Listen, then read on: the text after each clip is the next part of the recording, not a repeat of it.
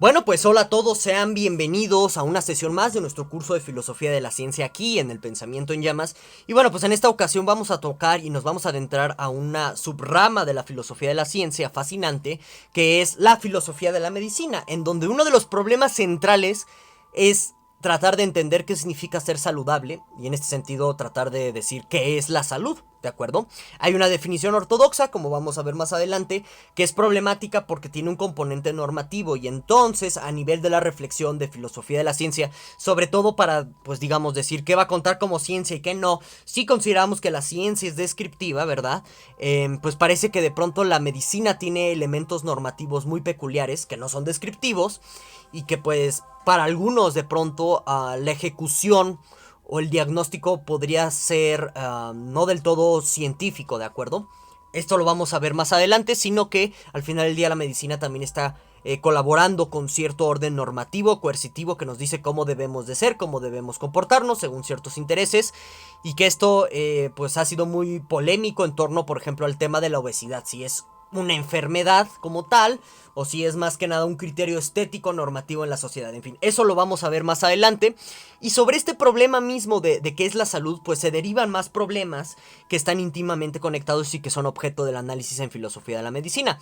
El que tiene que ver con el caso o los asuntos relacionados o relevantes a la inferencia en el diagnóstico médico, que tiene que ver con los razonamientos abductivos y que pone en muchos sentidos en tela de juicio cómo un médico elabora el diagnóstico médico de una enfermedad. A nivel filosófico, aunque no es tan problemático para la práctica, ya veremos esto más adelante. Y también el asunto de la intervención o la injerencia del Big Pharma y de instituciones internacionales en la práctica médica, que de pronto pues esto nos puede llevar a cuestiones de bioética que pues ponen en tela de juicio la consideración a veces también jurídica del quehacer del médico, ¿no? O sea, si es 100% honesta, si es 100% íntegra y demás. Son temas muy polémicos que vamos a tocar en la presente sesión para introducir el área de reflexión de filosofía de la medicina. Y bueno, ya para cerrar esta pequeña introducción, te recuerdo que me puedes dejar todas tus dudas, comentarios y demás aquí abajito en la caja de comentarios y que pues agradecería mucho si le dan un like al presente video porque de esta manera podemos llegar a más personitas. Brevemente van un conjunto chiquitito de comerciales. El primero de ellos es una cordial invitación a que se suscriban, a que activen la campanita de notificaciones y de nuevo a que le den un like al presente video para que podamos llegar a más personitas.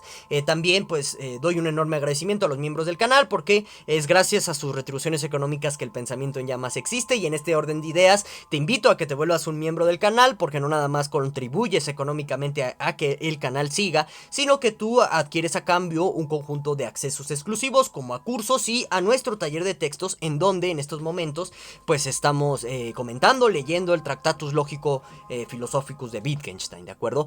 También te invito a que te suscribas a este otro canal que yo tengo, El Abogado en Llamas, un sitio dedicado al análisis, a la reflexión jurídica. Por allá estamos dando un curso de filosofía del derecho por si te interesa. En la descripción de este video y como comentario destacado te dejo enlaces a este canal para que te des una vuelta y si te animas pues apoyes suscribiéndote por allá, ¿de acuerdo? Bien, bibliografía, como siempre, porque recuerden que yo no me saco nada de la manga, pues sería en concreto este librito de filosofía de la medicina de Saborido, así se llama el señor, Saborido, no me lo estoy inventando, editado por Tecnos, muy buenos para introducirnos como una panorámica general de filosofía de la medicina. Es lo mejor que yo he encontrado en habla hispana. Hay otro de Bunge, que es filosofía para médicos, me parece profundamente normativo, no está explicando nada de filosofía de la medicina, por eso no lo recomiendo, pero lo menciono para que lo tengan también en el radar. Entonces, este libro es muy bueno y pues hay que irnos a libros en inglés porque pues ya saben, ¿no? A veces en Latinoamérica no se privilegia la producción de este tipo de contenidos en español, yo no sé por qué, y bueno, pues qué vamos a hacer. Entonces, es una introducción a la filosofía de la medicina, editado por Springer, muy bueno también para ver cómo los problemas, cómo se van conectando y demás. También este otro de Broadnet es buenísimo para la cuestión de introducirnos a temas un poquito más complejos, sobre todo lo que tiene que ver con el concepto mismo de salud, que es ahorita algo que vamos a tratar a continuación. Entonces ahí está la bibliografía. Y bueno, vamos a empezar con lo más básico, ¿no? Sobre uno de estos ejes rotores de reflexión en filosofía de la medicina, que tiene que ver con la definición ortodoxa de salud. Recuerden que cuando hablo o menciono estas definiciones ortodoxas son las que de común nos podemos encontrar, es una reconstrucción de común que se puede encontrar en muchos textos de medicina, sitios web, etcétera, ¿no? Bueno, Entonces, la salud aquí en medicina se va a entender como un estado de bienestar, ¿no? Esto del bienestar es un término, para empezar, vean, no es biológico, ni siquiera es médico, es más que nada político. Ahorita nos metemos eso. Pero bueno, la salud se va a entender como un estado de bienestar en el que, pues, ningún tipo de afección físico o mental, ojo, te va a prohibir desempeñar una vida considerada normal, ¿de acuerdo? Entonces, noten, este término de normal, pues también choca mucho, ¿no? Porque como hemos ya visto desde nuestro video de filosofía de la psicología aquí en el canal, es muy difícil determinar exactamente quién está construyendo lo normal y a qué intereses sirve lo normal, ¿de acuerdo? O sea, por ejemplo, es claro que, no sé, si es normal que las personas recen y que, por ejemplo, aquí en México, ¿no? Haya gente que se destroce las rodillas caminando hacia el cerro del Tepeyac a suplicarle algún milagro a la Virgen. Como eso está parte de los, bueno, forma parte de los sistemas de control dogmáticos e ideológicos de la sociedad mexicana, el catolicismo, pues entonces, pues eso no será una enfermedad y esa persona no estará enferma porque es un comportamiento normal. No sé si me explico en torno a esta relación que ya de entrada choca, brota, sale, brinca, etcétera, cuando uno ve este tipo de definiciones en medicina. Cuando se habla de normalidad por un lado, luego esta cuestión del bienestar que les mencionaba, ¿no? En la definición. Exactamente cómo vamos a entenderlo y también cómo se va a definir y quién lo va a definir la cuestión del bienestar. En todo este tipo de estudios tipo UNICEF, ¿no? Donde dicen que los niños oaxaqueños no tienen bienestar. Y te pones a analizar, ¿no? A ver, ¿cuáles son tus métricas para decir que no viven en un estado de bienestar? Y sale algo así muy extraño, como es que no tienen las calles pavimentadas, ¿no? Y tú dices, ¿en serio eso es necesario para tener una calidad de vida con agua potable limpia que tienen los niños oaxaqueños y que mucha gente en la ciudad ya no tiene, que respiran un aire sin smog, sin contaminantes, etcétera? Entonces, ¿por qué de pronto instituciones como la UNICEF dicen ese tipo de cosas, ¿no? O sea, vean cómo al final del día el concepto de bienestar es muy político y entonces que esté integrado aquí en la medicina es problemático por eso. Ahora, es muy importante resaltar varias cosas. Por supuesto que hay cierto tipo de afecciones físicas y mentales que no parece que nos permitan desenvolvernos en ningún sentido y bajo ningún contexto como individuos. Por ejemplo, si yo me fracturo una rodilla, pues no puedo caminar, ¿no? Y eso es una afección a mi desarrollo personal, a mi desarrollo individual, etcétera. Si yo pierdo un ojo, o me sacan los ojos, o me quedo ciego por una diabetes tipo 3, o me da un infarto, bueno, pues todo ese tipo de acontecimientos, afecciones físicas, que también podrían tener afecciones mentales. En fin, ahí nos metemos a las discusiones de qué es la mente. No lo hago en este video, pero es para que lo tengan en el radar. Existe un cúmulo de enfermedades que sí, en efecto, son afectaciones que impiden bajo cualquier posibilidad y bajo cualquier circunstancia de normalidad o de no normalidad un desarrollo individual. Eso no es lo que estamos problematizando aquí con la medicina. Esto lo quiero dejar muy muy claro, muy puntual, subrayarlo 1000 veces con marcador, porque precisamente luego se generan pseudo debates, ¿no? Aquí estamos pensando en los trastornos en donde básicamente tú puedes desempeñar cierta vida como individuo, pero que por estos parámetros de normalidad y por estos ideales de bienestar, pues hay una intervención médica que podría ser injustificada y que podría ser completamente normativa. ¿Cuál es el caso de esto? La obesidad. Vean, otra vez, volvemos al punto. Sí hay casos de obesidad en donde no puedes desempeñarte como individuo bajo ningún tipo de circunstancia. Tipo la obesidad mórbida, ¿no? Que pesas 300 kilos y que ni siquiera te puedes levantar de la cama. Eso es más que evidente. Y no estamos problematizando la medicina con ese tipo de casos. Sino pensemos en los otros casos en donde a lo mejor tienes llantitas de más, en los que a lo mejor pues eres obeso, eres gordo, pero pues no tienes ningún tipo de complicación cardíaca, no tienes ningún tipo de complicación con la insulina, con el azúcar en tu sangre, etcétera, y puedes desempeñarte con normalidad, ¿no? Es decir, puedes tener tu trabajo, tu familia, tus amigos, etcétera. A lo mejor sudas mucho, ¿no? Caminando en la calle bajo el sol. No importa, el punto es que sí puedes desempeñarte como individuo y movilizarte y demás. Pero aquí viene la cuestión de que en esos casos de obesidad, vamos a llamarla así funcional, el médico a veces parece que está siguiendo más criterios cosméticos, criterios estéticos, para, en este sentido, ir en contra de esa, pues de tu imagen física, de tu imagen corporal, y en ese sentido incluso hasta de sermonearte y de castigarte moralmente, ¿no? Incluso hasta hay médicos que se llegan a burlar. En fin, todo ese tipo de cosas hace pensar que estas normatividades que se encuentran de pronto de la medicina, además de estar profundamente injustificadas, sobre todo desde un enfoque de biopolítica, lo que hacen en última instancia es modelar el cuerpo según cierto estándar de belleza. Y entonces, de pronto en la medicina hay elementos más que nada cosméticos, que están constantemente regulando este tipo de juicios y este tipo de arbitrios. Vean, la medicina, la pura cirugía cosmética, ¿no? Todo lo que tiene que ver con los cirujanos plásticos y demás. De nuevo, hay casos en donde, pues evidentemente por un fallo en tu cara, por ejemplo, que llega un perro y te arranque la nariz, pues la intervención ahí del cirujano plástico para que te haga una nariz artificial o no sé, te acomode otra vez el tabique, este tipo de cosas, pues está plenamente justificada, porque parece que sin nariz, ¿no? Sin poder respirar, no puedes desarrollarte bajo ningún contexto como individuo. Ni siquiera puedes vivir, a eso nos referimos con desarrollarse como individuo, ¿de acuerdo?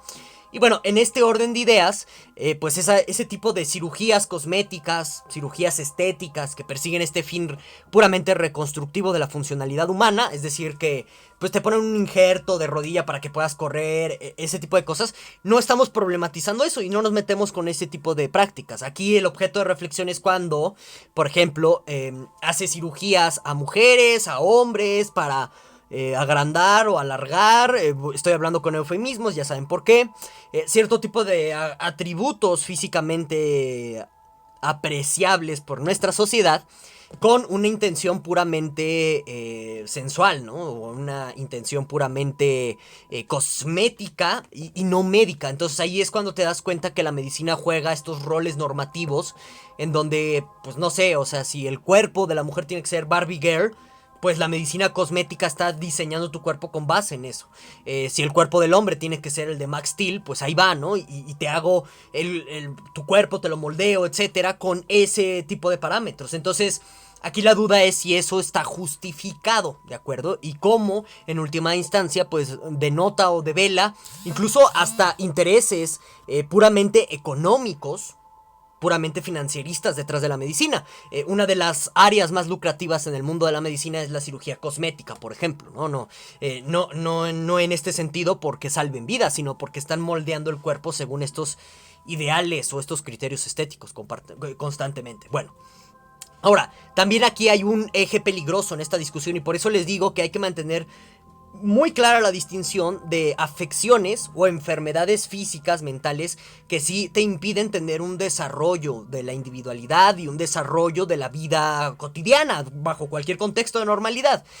Por ejemplo, de nuevo, el gordo mórbido que pues está en la cama, pesa 300 kilos, no se puede mover. Eso sí es pues ya un problema de afección en su individualidad, ¿no? ¿Por qué menciono esto y sigo siendo tan enfático? Porque hay gente que ha agarrado este tipo de críticas para decir que pues, ser obeso está bien bajo cualquier tipo de circunstancia. Y eso no es el caso. Porque sí hay un lado en donde la obesidad se vuelve una afección insuperable para el desarrollo de la vida cotidiana. Estamos refiriendo otra vez, ¿no? A los casos en donde la intervención médica o clínica en contra de la obesidad se hace por razones más que nada cosméticas o estéticas y no por esta consideración de el desarrollo individual, si no tienes algún tipo de afección que te imposibilite en ello. De nuevo está el énfasis, ¿de acuerdo? Y no nada más aplica para cuestiones de obesidad, también aplica para otro tipo de trastornos corporales, también, por ejemplo, que nazcas con, no sé, a lo mejor un lunar muy extraño en la frente, etcétera. Todo este tipo de cosas aplican por completo y también aplica pues todo lo que tiene que ver con las prácticas atléticas y demás. Es un tema ahí muy interesante, muy profundo, que de nuevo nos hacen ver este lado normativo. Ahora, también respecto a la consideración del lado normativo dentro de la medicina, que sería como el componente no científico que tienen al final del día, pues está presente la cuestión del el problema de la abducción, de la inferencia abductiva. Tenemos un curso de lógica aquí en el canal en donde nos metemos a la cuestión de qué es el razonamiento abductivo. Brevemente se los recuerdo para seguir con la exposición. Una inferencia abductiva lo que hace es inferir explicaciones a partir de acontecimientos. Entonces, no sé, ustedes van llegando a su casa y ven pues una ventana rota, ¿no? Entonces empiezan a hacer abducciones. ¿Qué fue lo que rompió la ventana? Pues no sé, una bola de béisbol del vecino, primera hipótesis. Segunda hipótesis, a lo mejor un ave que se desorientó, perdió el sentido por la contaminación de la ciudad y entró en tu ventana. Segunda hipótesis. Tercera hipótesis, el ángel cuántico, ¿no? Que vino a buscarme porque, pues, no sé, no le prendí la veladora morada que me dijo el chamán astrológico, una cosa así. Entonces, así es como más o menos el cerebro en cuestiones de inferir explicaciones funciona. Y son inferencias abductivas, tanto en lógica como en medicina, como en informática, pues es un tema todavía muy de debate. Hay algunos que creen que esto ni siquiera es razonamiento. En fin, es un tema muy largo. Pero de lo que sí estamos muy claros es que el médico utiliza inferencias abductivas para el diagnóstico. Es decir, tú llegas moqueando, así, casi casi muriéndote con los ojos que no los puedes abrir por lo congestionado que estás, etcétera. Te sientas y el médico, con base en los síntomas, es decir, con los hechos que estás exhibiendo sintomatológicamente, pues empieza a inferir una explicación en términos de cuál es la enfermedad, el virus, la bacteria, qué sé yo, que esté produciendo este cuadro de síntomas que yo veo. Doctor House, pues es lo que hace todo el tiempo, hace inferencias abductivas a la mejor explicación, o sea, la explicación que más cuadre a los síntomas. Y aquí está el detalle, porque este detalle de que el médico, con base en los síntomas que ve, está infiriendo la mejor posible explicación, se mete en cuestiones legales y filosóficas. Legales porque si el médico en un juzgado, en un tribunal, no logra justificar plenamente por qué precisamente la atribución de X o Y padecimiento o enfermedad es la causa de los síntomas que observaba el paciente, pues van las demandas por negligencia, o incluso hasta puede irse a la cárcel. Y a nivel filosófico lo que nos dice esto es que básicamente la medicina como ciencia, no estoy hablando de la microbiología ni de las disciplinas científicas que desarrollan los medicamentos, ojo, no estoy hablando de eso, estoy hablando del diagnóstico médico. Que la medicina, en términos del diagnóstico médico, lo que hace es algo muy extraño y anómalo respecto al resto de las ciencias fácticas. Es decir, el médico, en última instancia, para comprobar si su inferencia abductiva es el caso o no, o sea, es válida, lo que hace es experimentar contigo. Y entonces, por ejemplo, ¿no? Llegas todo moqueando, con los ojos hinchados, rojos, etcétera, y a lo mejor te da X medicamento pensando, mira, pues si funciona y a lo mejor en el segundo día no vuelve y sigue vivo, pues entonces sí era esa enfermedad que yo decía que tenía, ¿no? Gripe tipo quién sabe qué, ¿no? Por ejemplo. Entonces, si se dan cuenta, la comprobación de la enfermedad en el diagnóstico médico se da después de la aplicación del tratamiento. Y es por eso que, sobre todo esto sucede mucho en los casos de cáncer. El cáncer es muy difícil de diagnosticar, sobre todo en etapas avanzadas. Por eso te dicen una y otra vez que pues si el cáncer se diagnostica a tiempo, pues tienes muchas chances de sobrevivir a él. En los casos de cáncer es muy evidente esto, o sea, llega un paciente con un cáncer muy avanzado, el médico no sabe exactamente qué tipo de cáncer es, a veces ni siquiera sabe en dónde está ubicado, las tomografías y los estudios de exploración de cuerpo completo no suelen funcionar del todo. Y lo que hacen es aplicar un tratamiento a modo de experimento. Si el tratamiento funciona para, por ejemplo, si es un tratamiento para tumores en el hígado, supongamos, y funciona, entonces, en efecto, pues esta persona tiene tumores en el hígado. Pero de pronto aplican esos tratamientos pensando en tumores para el hígado y resulta que, pues no sé, tenía cáncer en la sangre. Y se muere la persona por el tratamiento que se aplicó. Entonces, a nivel de esta como estructura clásica del método científico, ¿no? Que ya revisamos en sesiones pasadas, la medicina es un caso sui generis en donde básicamente está aplicando el método científico como al revés, si se dan cuenta. Y en este orden de ideas, la comprobación médica parece que también se está dejando guiar por criterios no necesariamente experimentales. En muchas ocasiones los prejuicios sociales juegan mucho para el diagnóstico médico, pasa todo el tiempo. Llega otra vez, ¿no? Una persona gordita al consultorio y de inmediato en lo que piensa es en diabetes, hipertensión, malos hábitos alimenticios, etcétera. Y quién sabe, a lo mejor está enfermo por otra cosa. ¿De acuerdo? Entonces, digamos que las inferencias abductivas en sí, por su naturaleza, dejan muchos huecos siempre entre los hechos, los síntomas y la mejor explicación asociada y la mente del médico. Esto es algo natural en el ser humano, no nada más el médico, incluso hasta gente que se dedica a investigar crímenes y todo este tipo de cosas, lo hace, llena los huecos con otras cosas y parece que son elementos normativos, y esto genera muchos, muchos debates filosóficos, y se los dejo sobre la mesa para que ustedes lo reflexionen y lo piensen. Luego pues tenemos el gran tema, ¿no? En torno a la medicina contemporánea, que más que nada por la situación, que ya saben de qué es, y ya saben que empezó en 2020, etcétera. Esto como que se dejó uh, muy a la vista, muy a la exhibición del ojo público, que es el asunto de cómo el Big Pharma y cómo las instituciones de salud internacional tipo la OMS tienen injerencia directa en las prácticas médicas, y que pues esta injerencia no siempre es ética, ni es del todo buena o con las mejores intenciones, en pocas palabras. Big Pharma, les recomiendo este libro que ven aquí, en donde básicamente es un caso de un litigio muy famoso. Entonces chequen este librito que ven en la pantalla, donde básicamente explican cómo los médicos, y no es porque sean malas personas, ni los villanos, tranquilos, con esto no es una invitación a que pues abandones la medicina, que es de verdad la medicina, pues, y te vayas a, no sé, a curar con agujas o con, no sé, cántaros mágicos o honguitos experimentales. No es una invitación a ello, sino que es una consideración que al final del día está presente y que hay que ponerla sobre la mesa de la reflexión. Muchos médicos, sobre todo los de clínica, no les queda otra opción más que aceptar los productos y las medicinas del Big Pharma, para que este Big Pharma, este conjunto de asociaciones como Pfizer y demás, que no vamos a mencionar porque si no ahorita viene el gran hermano y nos castiga a todos, nos da nuestras nalgadas. Bueno, muchos de estos médicos se ven en la necesidad de vender esas medicinas, porque si no lo hacen, incluso hasta los bloquean.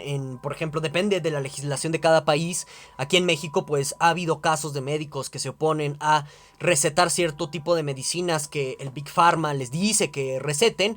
Pierden la cédula profesional, que es el registro con el cual pueden ejercer como médicos, ¿no? En diferentes países, les digo, hay otras legislaciones, hay incluso cuerpos colegiados que revisan las certificaciones de médicos, etcétera. Pero bueno, volviendo aquí al punto, los médicos por necesidad, no por miedo, porque pues también tienen familias, comen, etcétera, no hay que verlos como los villanos del cuento, tienen que seguir las instrucciones de venta de los Big Pharma, ¿de acuerdo?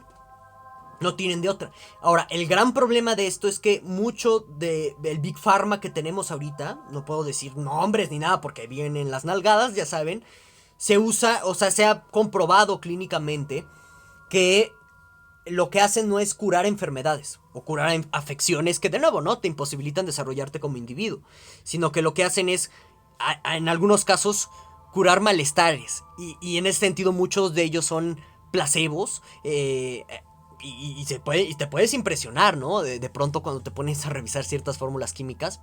Otros son puros analgésicos, ¿sí? O sea que los médicos de clínica tienen a veces instrucciones del Big Pharma para dar puro analgésico y no medicamento a cierto tipo de afecciones, para, más que nada, pues ya saben, sacar dinero. En los tratamientos de cáncer, vean, el Big Pharma, aquí en México, primero que nada, ¿no? Una persona que padece un cáncer se llega a gastar hasta 1,000,000 de pesos en su primer año de tratamiento, ¿no? Si bien les va, ¿no? Porque nada más es el tratamiento clínico, es la hospitalización si es que la llegan a necesitar, las dietas, un montón de cosas, ¿no? Entonces, y también depende del tipo de cáncer. Si es óseo, pues necesitas muletas, otro gasto, en fin. 1,000,000 de pesos, pues ahí hagan la conversión, son como $500,000, ¿no? A nivel de moneda internacional.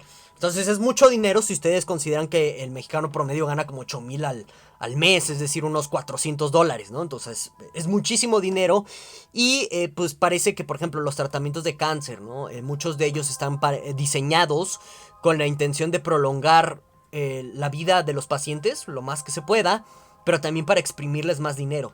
Incluso, vean, todo el tema de la eutanasia ha sido bloqueado por el Big Pharma, porque conviene más tener a un enfermo agonizante conectado a una cama que gasta millones y que tanto el médico como todo el mundo de pronto sabe que no se va a curar, que no va a salir del cuadro, del coma, etcétera, que de pronto pues aplicar la buena muerte, ¿no? La eutanasia. Entonces, el Big Pharma ha impulsado este tipo de campañas. Todo está en ese libro, es buenísimo. Y en este sentido, pues, de nuevo, ¿no? El medicamento de Big Pharma ha sido muy cuestionado porque parece que lo que hace es prolongar enfermedades para exprimir dinero. Algunos sí te curan, pero ya después de un largo periodo de tratamiento, ¿no? Para sacarte. Y luego la OMS en ese sentido, pues parece que no hace nada, parece que ignora ese tipo de quejas, demandas, etcétera. Y en ese sentido, pues si ustedes ven quiénes son los principales patrocinadores de la OMS, pues te das una idea muy buena de por qué se hace pato. Entonces, la injerencia tanto de Big Pharma como de la OMS ha motivado en filosofía de la medicina a pensar en una ética que permita evaluar el actuar del médico, porque les digo, no es sencillo, no se trata de aventarle piedras a los médicos. Si ellos no están con el Big Pharma, tienen consecuencias, ¿sí? Pierden su carrera, les cierran los consultorios, incluso hasta los llegan a encerrar. Entonces, por eso les digo que no es sencillo. Y en ese sentido, pues las propuestas éticas en este orden de ideas también tratan de coordinarse con las protestas sociales que hay en contra del Big Pharma. Y también, por ejemplo, muchos años la medicina homeopática se ha considerado que es una estafa. Casi la mayoría de los médicos tienen un consenso de que algunos medicamentos homeopáticos sí sirven, otros no. Pero bueno, han tratado de construir hasta nuestros días, sigue esta construcción de medicamentos homeopáticos, no del Big Pharma, que pues de hecho sí te pueden curar. También hay campañas muy proactivas en el lado de la vitaminación, es decir, que las vitaminas pueden ser preventivas, incluso hasta curativas de enfermedades. Eso ha sido también objeto de enorme debate. Frank Suárez, este médico en YouTube, parece que se adscribía a estas posturas de que las vitaminas pueden curar enfermedades, sobre todo las mentales. Quién sabe, es un tema muy largo de discusión, pero ahí están estas nuevas propuestas contra pues este asunto del Big Pharma, la OMS y demás, ¿no? Lograremos algo al respecto, quién sabe, ¿no? Pero bueno, hasta aquí voy a dejar el presente video, espero que les haya gustado. No olvides dejarme todas tus dudas, críticas y demás aquí abajito en la caja de los comentarios y darle like al presente video para que podamos llegar a más personitas. Sin más, muchas gracias por mirar, nos vemos hasta la próxima.